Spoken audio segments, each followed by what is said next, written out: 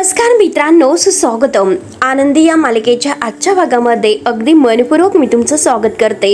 आजच्या भागामध्ये मित्रांनो, आता आनंदीला खूप त्रास होत आहे. शिर्के आणि आता पृथ्वी मेडिकलमधून औषध आणण्यासाठी गेलेले आहे. पण आनंदीचं आता हे सुरू असतं, काही झालं तरी आता मला हे व्रत करायचं आहे. ते व्रत माझं वटपौर्णिमेचं अपूर्ण राहील, माझा उपवास मोडेल, मला हे व्रत पूर्ण करायचं आहे.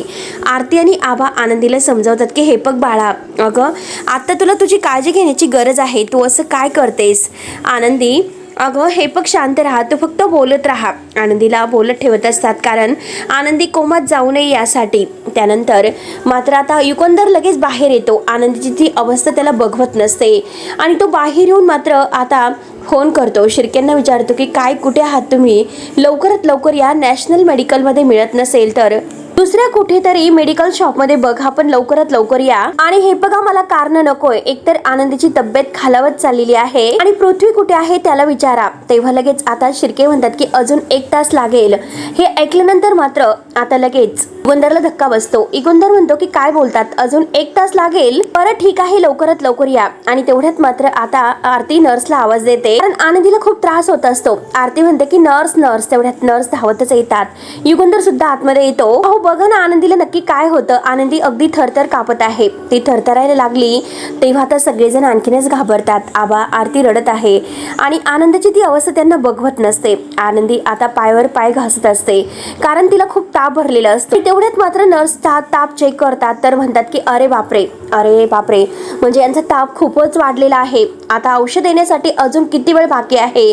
म्हणतात की आनंदी बाळा, अगं आनंदी बाळा उठ. तेव्हा युगंधर म्हणतो ते वाटेतच असतील आणि एखादा तास तरी लागेल. तेव्हा आता नर्स म्हणतात की जेवढे लवकरात लवकर होईल तेवढे लवकर आणा. त्यानंतर आता आबा तर खूपच टेन्शन मध्ये येतात, रडत असतात की कसं करायचं. आता मात्र मुलगी, आता ही पोरगी डोळ्यासमोर आता एक खचत चाललेली आहे. काय करायचं नक्की काय? आनंदीचं सारखं हे सुरू असतं की माझी वटपौर्णिमा, माझी वटपौर्णिमा. तर आबा ओरडतात. आबा म्हणतात की जाऊन दे, तुझी वटपौर्णिमा विचार करू नकोस. एकतर मरणाच्या दारामध्ये तू उभी आहेस आणि काय त्या वटपौर्णिमेचा विचार करते. आबा आता खूपच ओरडतात. एकतर तुला तुझं बरं नाही आणि त्यात म्हणजे तुला आता लगेच आता स्वतःचं नाही घेणं देणं तर वटपौर्णिमेचं पडलं. आणि हे बघ आनंदी, अगं स्वतःला असा त्रास करून का घेतेस? काय गरज आहे तुला त्रास करून घेण्याची? तेव्हा मात्र आता युगंधर जेव्हा बाहेर येतो, आता आनंदीची ती अवस्था बघून त्याला समिधाची आठवण होते. तर तो समिधाला म्हणलेला असतो की हे बघ, तुला उपवास तापस करण्याची काय गरज आहे?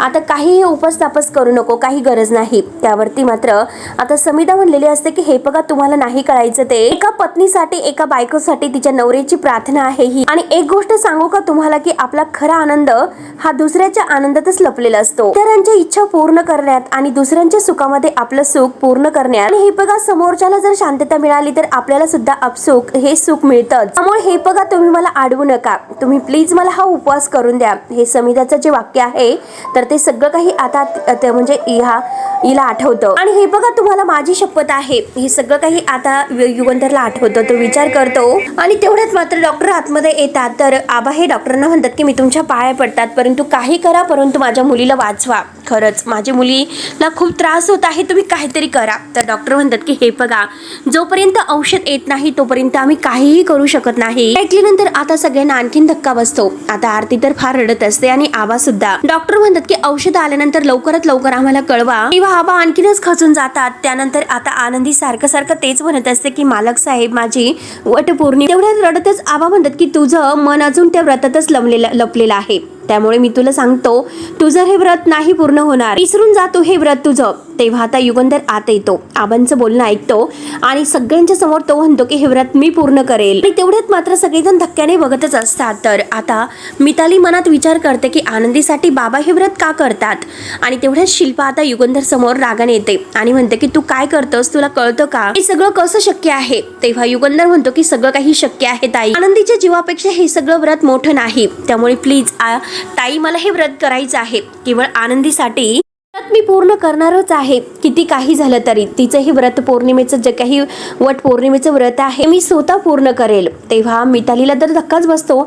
मिताली विचार करते की बाबा असे का म्हणतात. तरी सुद्धा शिल्पा युगंधरला म्हणते की अरे युगंधर, तुला कळत नाही, तू काय बोलतोस. अरे हे सुहासिनींचं व्रत आहे आणि तू इच्छासाठी व्रत करणार. कोण आहे ती तुझी, आहे का कोणी आपली, कोण लागते ती आपली. तेव्हा युगंधर कसलाही विचार न करता तो म्हणतो की ताई हे फक्त तू शांत हो, मी निर्णय घेतलेला आहे. तेव्हा आता आरती रडतच आनंदीला म्हणते की आनंदी, ऐकलंस का, तुझं व्रत पौर्णिमेचं जे काही वट पौर्णिमेचं हे व्रत आहे तर ते मालक साहेब पूर्ण करणार आहेत. आनंदी हे बघ ना, अगं आता तरी उठतेस ना तू, अगं उठ ना, अगं आनंदी उठ ना, अगं उठ, काहीतरी बोल ना, काहीतरी कर ना. त्यावरती मात्र आता युगंधर म्हणतो की बघा ना, काय झालं तिला माहिती नाही. सकाळपासून तिच्या पोटामध्ये अन्नाचा एक कण सुद्धा नाही, पाणी सुद्धा नाही आणि उपवासाचे जे नियम आहे ते पूर्ण झालेले आहेत. आणि तो माईंना विचारतो की माई, तुम्ही पूजा कशी करायची आहे मला सांगताल का. तर माई म्हणतात की हो नक्की सांगेल युगंधर, मी तुला सगळं काही सांगते पूजा कशी करायची. तर शिल्पा म्हणते की युगंधर तुला नाही जमणार. तर माई आता शिल्पाला ओरडतात की अगं त्याला व्रत करून दे, काही बिघडत नसतं, हे बघ त्याची इच्छा आहे तर व्रत करून दे मग. आणि माई आरतीला म्हणतात की तू आनंदीची काळजी घे, आम्ही येतो, मी आणि धनश्री पुढे जातो, तोपर्यंत तू मागून ये. तेव्हा आता युगंधर आनंदीकडे बघत असतो. आनंदीचा जो काही आता जीवाचा तळ म्हणजे इतका त्रास तिला होत आहे ते बघून मात्र आता युगंधरच्या खूप पोटात तुटत असतं. त्याला काय करावं, आनंदीचा त्रास वाटून घ्यावा की काही असं वाटत असतं. त्यानंतर आता इकडे आरती आणि बापू रडत आहे आणि बापूंना सुद्धा वाईट वाटतं. माई आणि धनश्री पूजेला आता निघून आलेल्या आहेत. बायका त्यांची वाटच बघत असतात. त्या आल्यानंतर मात्र सगळ्या बायका हसतात आणि तेवढ्यात मात्र आता माई आणि धनश्रीला बघून आता तेथील बायका विचारतात की काय झालं माई आणि धनश्री, तुम्ही तर दोघीच आल्यात, आनंदी का आली नाही. तेव्हा मात्र आता धनश्री म्हणते की ती नाही येऊ शकणार कारण तिला जरा बरं नाही. तेव्हा त्या बायका म्हणतात की असं कसं होऊ शकतं, आम्ही सगळ्या बायकांनी मिळून ठरवलं होतं की यावर्षी पौर्णिमेची पूजा त्यांच्या हाताने अगोदर करायची आहे म्हणून. तेव्हा आता लगेच दुसऱ्या माई म्हणतात की हो ना, कारण आता त्याच नाही म्हणजे मालकीनबाई, तर आता ही कुलस्वामिनी नसल्यानंतर पूजा कशी करायची. आणि त्याच वेळेस मात्र आता लगेच युगंधरची गाडी तेथे येते. बायकामध्ये कुजबूज सुरू होते की मालक साहेब कशासाठी आले असतील. आता युगंधर गाडीच्या खाली उतरतो. पूजेचं जे ताट आहे ते हातामध्ये असतं आणि तो गाडीच्या खाली उतरून सगळ्या बायका युगंधरकडे बघत असतात. नक्की काय झालं असेल, मालक साहेब कशासाठी आले असतील. तेव्हा युगंधर म्हणतो की आनंदीसाठी पूजा मी करेल. आणि तेव्हा आता दुसऱ्या एक ताई म्हणतात की अहो मालक साहेब तुम्ही हे काय बोलतात. तेव्हा युगंधर म्हणतो की हो, मी पूर्ण विचार करूनच हे सर्व बोलत आहे, मी पूजा करेल आनंदीसाठी. आनंदी काही कारणामुळे आणि तिच्या तब्येतीमुळे पूजा नाही करू शकणार आणि तिची पूजा करण्याची खूप इच्छा होती, तिने उपवास धरला होता, पण तिच्यासाठी मात्र आता हे वट सावित्रीचं जे काही व्रत आहे तर ते मी पूर्ण करणार आहे पूजा करून. आणि तेवढ्यात ते ताई विचारतात की अहो पण मालक साहेब, वट सावित्रीची पूजा आहे तर आतापर्यंत एकाही पुरुषाने नाही केलेली, ह्या व्रत हे स्त्रियाच करतात. हे व्रत आणि हे अधिकार एका सुवासिनींचंच असतं आणि एका पुरुषाने मात्र आता वडाला फेरे मारावे हे कसं शक्य आहे. असं सगळेजणी बायका आता युगंधरला काही ना काही म्हणजे विचारायला सुरुवात करतात. त्यावर आता युगंधर म्हणतो का शक्य नाही आणि पुरुष का पूजा करू शकत नाही. देवाने निसर्गामध्ये कुठे असं भेदभाव केलेला आहे का नेहमी म्हणजे स्त्रियांनी पुरुषासाठी त्याच्या उदंड आयुष्यासाठी हे व्रत करायचं असतं, पूजा करायची असते, उपवास धरायचा असतो. आणि तेवढ्यात दुसऱ्या ताई म्हणतात की पण मालक साहेब अहो ही पूर्वीपासून चालत आलेली परंपरा आहे आणि ही परंपरा आपण कशी मोडायची बरं. आणि तेवढ्यात दुसऱ्या सुद्धा एक काकू म्हणतात की नवऱ्याच्या सुरक्षेची जी काही जबाबदारी आहे तर ती बायकोची असते. तेवढ्यात युगंधर त्यांना म्हणतो की नवऱ्याची काहीच जबाबदारी नसते का. तर 7 जन्माची सोबत हवी असेल तर मात्र ती इच्छा फक्त बाईची कशी असू शकते. आणि त्या 7 जन्मापैकी आता एका जन्मात तरी पुरुषाने बायकोच्या दीर्घ आयुष्यासाठी पूजा केली तर काय हरकत आहे. माई मात्र आता अभिमानाने आपल्या युगंधरकडे बघत असतात. त्यांना युगंधरचा अभिमान वाटतो कारण युगंधर किती समजदार आहे. आणि का एखाद्या पुरुषाने मात्र आपल्या बायकोसाठी व्रत केलं तर त्यात काय बिघडतं. आज मात्र माझी बायको घरामध्ये मृत्यूशी झुंज देत आहे परंतु तिचं मन मात्र सगळं काही ह्या पूजेत अडकलेलं आहे. आणि हे बघा आज नाईलाज म्हणा किंवा तिची अर्धवट इच्छा पूर्ण करण्यासाठी आज मात्र हा युगंधर हा पुरुष वडाला फेऱ्या मारणार. 7 जन्माची गाठ तर दोघांची असते, सुरक्षितेची जबाबदारी फक्त एकाने का उचलायची. सती जाण्याची प्रथा जशी ह्या समाजाने बंद केली, 7 जन्माच्या सोबतीसाठी पुरुषाने मात्र वडाला फेऱ्या मारण्याची ही नवी आज या निंबाळकरांपासून ही प्रथा सुरू होणार आहे. तर म्हणून आता माई जसे सांगतील तसे आता युगंधर पूजा करायला घेतो, वडाच्या झाडाला पाणी घालतो आणि त्याच वेळेस आता पृथ्वी सुद्धा तेथे आलेला आहे. पृथ्वी सुद्धा हे सगळं काही बघतो की बाबा पूजा का करतात. पृथ्वी आता खाली बघत असतो की नक्की काय असेल हे कारण. पृथ्वीला सुद्धा आता विचार त्याच्या मनात अनेक येतात. त्यानंतर आता इकडे आनंदी मात्र आता पूर्णपणे ही म्हणजे तिचा ताप वाढलेला आहे. अजूनपर्यंत औषध उपचार काही तिला मिळालेले नसतात. आरती आणि आबा तिच्याजवळ खूप रडत आहे. आनंदीचा जीव अगदी नखात आलेला असतो, म्हणजे मृत्यूशी झुंज देत असते. आणि त्यावेळेस मात्र आता माई जसजशी पूजा आहे तसतशी युगंधरला करायला सांगतात. खोबऱ्याची वाटी, आंबा वगैरे सगळं काही फळ त्याच्या हातात देतात. युगंधर मात्र आता पूजा वगैरे झाल्यानंतर आता वडाचे जे काही ते फेरे आहे तर ते सुद्धा पूर्ण करायला घेतो, दोरा बांधतो. सगळेजणी सुवासिनी अगदी अभिमानाने युगंधरकडे बघत असतात आणि पृथ्वी आता हे सगळं पाहतच असतो. नक्की हे सगळं काय सुरू आहे तो फक्त बघून असतो. काय नक्की होतंय तेच काही त्याला कळत नसतं. इकडे आता आरती म्हणजे आता आबा हे आनंदी जवळच बसून आहे. आनंदी कशी रिॲक्ट होते, काय होते आणि आनंदीला बोलतं ठेवण्यासाठी मात्र ते प्रयत्न करत आहे. जसजसे आता युगंधर तिकडे फेरे घेत आहे तसतसे आता इकडे चमत्कार होत आहे. म्हणजे आनंदीच्या प्रकृतीमध्ये सुधारणा होत आहे. तिच्या बोटांची हालचाल व्हायला सुरुवात होते. युगंधर एक एक फेरा पूर्ण करत असतो. सगळ्याजणी बायका युगंधरकडे बघत असतात. युगंधरचा अभिमान वाटतो आणि युगंधर आता खरंच त्या खुशून हसत सुद्धा असतात. त्यानंतर मात्र युगंधर फेरे घेता घेता आता युगंधर म्हणतो की आनंदी हे फेरे फक्त तुझ्यासाठी आणि हे सगळे आता हे हक्क आहे ते तुझे अधिकार आहे ते तुला मिळवून देण्यासाठी. तसतसे मात्र आता आनंदीच्या पोटांची हालचाल व्हायला सुरुवात होते. आता आरतीचं लक्ष जातं. शिल्पा तर रागाने बघते आणि सगळेजण मात्र आनंदीकडे बघतात की आनंदीमध्ये आता काहीतरी प्राण आलेले आहेत. तिच्या बोटांची हातांची हालचाल होते म्हणून सगळ्यांना आनंद होतो. शिल्पा मात्र आता रागाने बघत असते. आरतीला फारच आनंद होतो आणि मितालीला सुद्धा फारच आनंद होतो. आणि तेवढ्यात आबांचं लक्ष जातं. आबा म्हणतात की आरती बघ अगं आनंदीचा हात हल्ला. तेव्हा आरती म्हणते की हो आणि आनंदी आनंदी म्हणून ते आता आवाज द्यायला सुरुवात करतात आणि तेवढ्यात खरंच चमत्कार होतो. ते आनंदी डोळे उघडते. आनंदीचे आता जे काही आता ठोके आहे ते कमी झालेले असतात आणि इकडे जसजसे फेरे पूर्ण होतात तसतसे तिकडे आनंदीच्या प्रकृतीमध्ये सुधारणा होत असते. पृथ्वी मात्र रागाने हे सर्व बघतो आणि तेथून जायला निघतो. युगंधर मात्र आता इकडे फेरे पूर्ण करत असतो आणि तिकडे मात्र आनंदीच्या प्रकृतीत सुधारणा होते. आनंदी खूप खुश होत आता म्हणजे डोळे उघडते. तिला काहीतरी चाहूल लागते की आपली वटपौर्णिमा पूर्ण झाली की काय आणि तिने डोळे उघडलेले आहे बघून सगळ्यांना फारच आनंद होतो. त्यानंतर मात्र आता इकडे हे युगंधरचे फेरी सुरू असतात आणि आता युगंधर आपल्या मनात म्हणतो की समिधा मला माहिती आहे की जेथे कुठे तू असशील तेथे तुम्हाला बघत असशील. मला सांगितलं होतं अगदी तसंच करतोय. कारण समिधाच्या एका वाक्यामुळे आता त्याला सर्व काही आठवतो आणि आज एका सुवासिनीची वटपौर्णिमा तो पूर्ण करतो. आता सगळ्यांना इतका आनंद होतो. आरती आता डोळ्यातील पाणी पुसते आणि डॉक्टरांना आवाज देते. सुनीताताई आणि बापू यांना फारच आनंद होतो. सगळेजण खुश होत हसत असतात. बाबा मात्र आता देवाला हात जोडतात आणि म्हणतात की अरे बाप्पा तुझी कृपा झाली रे, माझी पोरगी शुद्धीवर आली. तेव्हा आता खरंच चमत्कार झालेला असतो. अगदी गोळ्या औषध काही नसताना सुद्धा इतकी कठीण परिस्थितीत आता आनंदीची जी अवस्था झालेली आहे त्यातून मात्र आनंदी सुखरूप बाहेर आलेली आहे.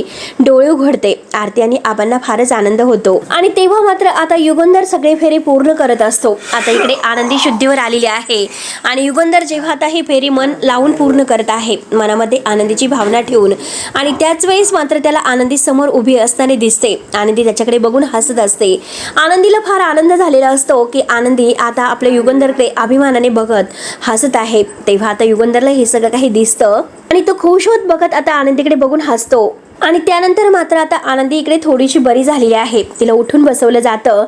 तिचे सगळे काही चेहऱ्याचं तिथे डाग वगैरे पुसून घेतले जातात. थोड्याशा जखमा अगदी कोरड्या पडलेल्या आहेत आणि तेवढ्यात मात्र आता इकडे शिर्के साहेब मात्र आता हे औषध घेऊन येतात आणि म्हणतात की आरती हे बघ औषधं पृथ्वीने पाठवलेली आहेत. नर्स घाईने मात्र आता ते औषध हातात घेतात आणि आनंदीवर उपचार सुरू करतात. नर्स म्हणतात की आत्ताच मी इंजेक्शन दिलेलं आहे आणि थोड्या वेळातच तिला पूर्णपणे शुद्ध येईल आणि तेवढ्यात मात्र आनंदीला शुद्ध येते. आनंदीला शुद्ध आल्यानंतर आता लगेच आनंदी म्हणते की आरती म्हणते की आनंदी अगं तुला शुद्ध आलेली आहे, तुला ऐकू येतं ना. आनंदी हो असं म्हणते. तेव्हा आता सुनीताताई देवाला हात जोडतात आणि म्हणतात की देवच पावला असं म्हणायचं. नर्स विचारतात की मॅडम तुम्ही ठीक आहात का. आनंदी म्हणते की हो मी ठीक आहे. त्यावरती आता नर्स म्हणतात की रिस्पॉन्स चांगला आहे, डॉक्टरांना लगेच कळवते, तोपर्यंत तुम्ही यांची काळजी घ्या. त्यावरती आता लगेच शिर्के म्हणतात की हे बघ आरती तू पोरीला सांभाळ आणि जर काही मला लागलं तर मला सांग. आणि सुनीता तू सुद्धा लक्ष दे. म्हणून आता सगळेजण आनंदीच्या काळजीमध्ये असतात. सगळ्यांना आनंदीची काळजी लागलेली असते आणि आता आनंदीच्या जीवावरचा धोका टळलेला असतो. सगळेजण खूप खुश होतात. शिर्के आता बाहेर जातात. आनंदी पूर्णपणे शुद्धीवर आलेली असते. रडतच आरती म्हणते की अगं आनंदी, तू सगळ्यांना घाबरून सोडलं होतं. खरंच सगळ्यांचा जीव तू टांगणीला लावला होतास आणि खरंच तू सुखरूप झाली आलीस.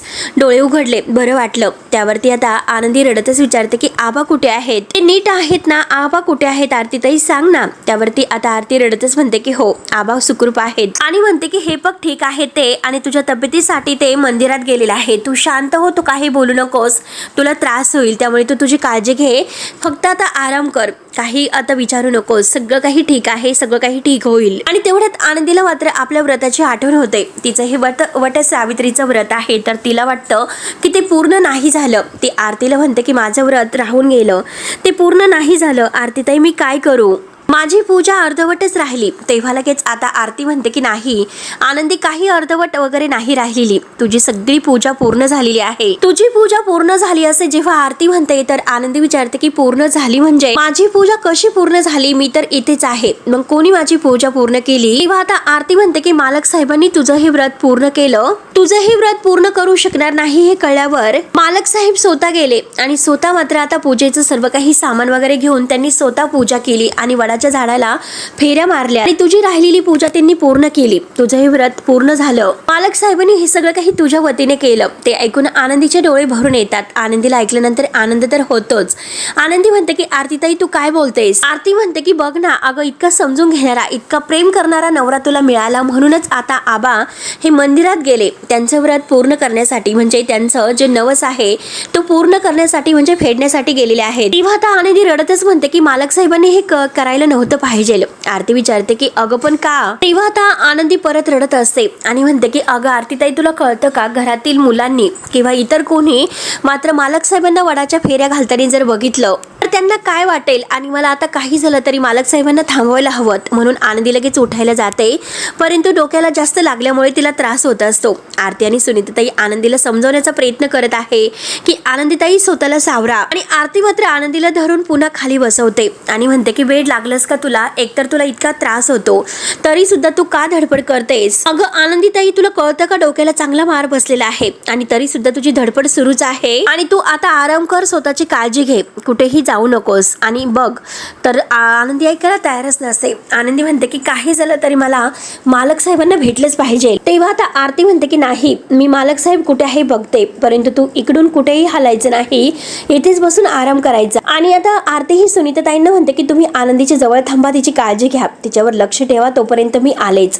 सुनीताताई म्हणतात की हो हो ठीक आहे. आता आरतीचं नक्की डोक्यामध्ये काय सुरू असतं? आरती लगबगीने लगेच खाली येते. तर सुनीताताई आनंदीला म्हणत असत की आनंदीताई, हे बघा तुम्ही हालचाल करू नका, डोक्याला त्रास होईल. एकतर डोक्याला खूप लागलेला आहे, जरा स्वतःची काळजी घ्या, तुम्हाला काही होणार नाही. प्लीज आनंदीताई माझा ऐका, आता तुम्हाला खूप लागलेला आहे, आरामाची गरज आहे. आनंदीचा जीव मात्र पूर्णपणे कासावीस झालेला असतो. तिला असं वाटतं की मालक साहेब पूजा करतात आणि पृथ्वी मिताली यांच्यापैकी जर कोणी बघितलं तर कसं होईल, काय वाटेल त्यांना. म्हणून आनंदीच्या मनामध्ये आता फक्त तेच विचार आलेले असतात की काय करावं आणि कसं मालक साहेबांना थांबू, तेच तिला काही कळत नसतं. पण आज मालक साहेबांच्या पूजेमुळे आनंदी शुद्धीवर आलेली असते. तिचं जे काही आता ती मृत्यूच्या दारात झुंज देत असते, तर तेथून मात्र आता आनंदी सुखरूप घरी आली आहे, म्हणजे सुखरूप बाहेर पडलेली आहे त्या संकटातून. आणि हे सगळं काही आजच्या वटपौर्णिमेचा एक खूप मोठा चमत्कार आहे. मालक साहेबांनी स्वतः आनंदीसाठी इतकं कठीण मोठ्यातलं मोठं व्रत पूर्ण केलेलं आहे पूजा करून, आणि सगळ्या बायकांना मात्र त्यांचा अभिमान वाटलेला आहे. तर आनंदीचा जीव मात्र आता मालक साहेबांसाठी तिळतीळ तुटत असतो की काय करू, आत्ताच उठून जाऊ की काय, आणि मालक साहेबांना आडू की काय. जर मालक साहेबांना मात्र त्यांच्या मुलांनी वडाच्या झाडाच्या फेऱ्या मारताना जर बघितलं, आणि जर मात्र मालक साहेबांना त्यांच्या मुलांनी विचारलं की घरातील एका नोकरासाठी तुम्ही हे सर्व का करतात, तेव्हा मात्र मालक साहेब काय उत्तर देतील, असे मात्र आता आनंदी सुनीताला म्हणत आहे. आणि त्यांचं हे जे गुपित आहे तर ते माझ्यामुळे बाहेर येईल, याचा आनंदीला फार वाईट वाटत असतं. म्हणून आनंदी आता रडत असते आणि तिचा जीव तिळतिळ तुटत असतो की काय करू. तेव्हा आता सुनीताताई समजतात की अहो आनंदीताई, हे बघा तुम्ही विचार करू नका, तसं काही नाही. तुम्ही शांतपणे पडून राहा बरं. तेव्हा आता रडतच आनंदी म्हणते की मी नक्की काय करू. आणि आता मात्र आनंदीच्या जीवाला खूप टेन्शन आलेलं असते की नक्की काय करू. आता युगंधर साहेबांना आता नक्की काय म्हणजे मुलांना उत्तर द्यायचं तेच काही कळत नसतं. असा आनंदीला प्रश्न पडतो. तर शेवटी मित्रांनो हा भाग येथे संपतो. पुढील भागामध्ये आता जेव्हा युगंधर पूजा वगैरे करून घरी येतो, त्याच्या हातामध्ये पूजेचं ताट वगैरे असतो. सगळेजण एकत्रच आलेले आहेत. आणि जेव्हा आता युगंधर घरी येतो तर त्याच वेळेस पृथ्वी मात्र आता त्यांना प्रश्न विचारतो की वडाच्या झाडाजवळ मात्र तुम्ही कशासाठी फेऱ्या मारत होते आणि ती पूजा कोणासाठी करत होते. आणि त्याच वेळेस आता विद्याधर तर समोरच आहे. तो म्हणतो की दादा आज तर उत्तर देऊनच टाक. समिता वहिनीची शपथ घेऊन सांग की हे ताट घेऊन तू कुठे गेला होता. आणि तेव्हा मात्र आता लगेच शिल्पा ही म्हणजे युगंधर बोलणार तर शिल्पा लगेच युगंधरला म्हणते की युगंधर 1 मिनिट. परंतु युगंधर म्हणतो की ताई 1 मिनिट. त्याला खरं ऐकायचं आहे ना, मग त्याला खरं ऐकून दे. मी त्याला खरं सांगणार आहे आणि कान उघडे ठेवून ऐक की मी हे वटपौर्णिमेचं जे व्रत आहे तर ते आनंदीसाठी केलेलं आहे. इकडे मात्र आता आनंदीचा जीव तिळतिळ तुटत असतो की काय होईल आता हे सत्य जर बाहेर पडलं तर म्हणजे माझ्यामुळे मालक साहेबांना आणखीनच त्यांच्या मुलात दुरावा निर्माण होईल. तेव्हा आता पृथ्वी पाहत असतो. पृथ्वीला आता अगदी काही करावं तेच काही कळत नसतं. आणि शेवटी आता युगंधरने सगळ्यांच्या समोर सांगितलेलं असतं की हे व्रत जे आहे वटपौर्णिमेचं ते मी आनंदीसाठी केलेलं आहे. तर तेव्हा मित्रांनो आता नक्की काय ह्या सगळ्यावर आता प्रश्न उभा राहील. पृथ्वी नक्की याचा अर्थ काय समजेल हे बघणं आता खूपच इंटरेस्टिंग ठरणार आहे. तेव्हा मित्रांनो आता मालिका खूपच जबरदस्त वळणावर जाणार आहे. त्यामुळे व्हिडिओ आपले शेवटपर्यंत नक्की बघत राहा आणि आपल्या चॅनलला नक्की सबस्क्राईब करत राहा. धन्यवाद.